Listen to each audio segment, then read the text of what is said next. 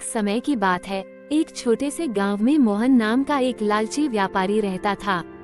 वो हमेशा गरीबों और सीधे सादे लोगों को ठगकर अपनी दुकान चलाता था। उसका मानना था कि जो जितना सीधा होगा उसे उतना ही ठगा जा सकता है। एक दिन गांव के ही एक गरीब किसान रामू ने अपने खेत में सुनहरे गेहूं की फसल उगाई। मोहन ने उससे कहा, रामू, तुम्हारे गेहूं की क्वालिटी अच्छी नहीं है।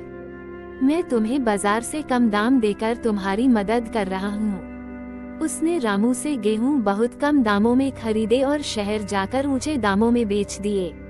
रामू को जब इस बात का पता चला तो वह बहुत दुखी हुआ, लेकिन उसने हार नहीं मानी। कुछ दिनों बाद रामू ने एक योजना बनाई। उसने मोहन के पास जाकर कहा, मेरे पास एक जादुई पत्थर है जो रातों रात लोहे को सोने में बदल देता है।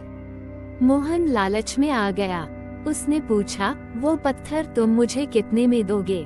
रामू ने चतुराई से कहा, मैं तो गरीब आदमी हूँ, लेकिन आप जैसे अमीर व्यापारी के लिए यह पत्थर किसी खजाने से कम नहीं है।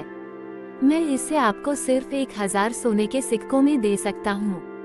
मोहन ने तुरंत हाँ कर दी और अपनी सारी जमा पूंजी निकालकर रामू को दे दी। रात भर वह जादुई पत्थर को लोहे के साथ रखकर सोने का इंतजार करता रहा, लेकिन कुछ नहीं हुआ। अगले दिन जब उसने पत्थर की जांच की तो वह एक साधारण पत्थर निकला। मोहन को गुस्सा आया, लेकिन तभी उसे एहसास हुआ कि यह उसी की लालच का नतीजा है। उसने रामू से माफी मांगी और कहा, मैंने तुम्हें ठगा था, लेकिन तुमने मुझे सबक सिखाया। आज से मैं कभी किसी को नहीं ठगूंगा। उस दिन मोहन ने ईमानदारी से व्यापार करना शुरू किया और गांव वाले उसे सम्मान की नजर से देखने लगे। कहानी की सीख: 1. लालच इंसान का सबसे बड़ा दुश्मन होता है।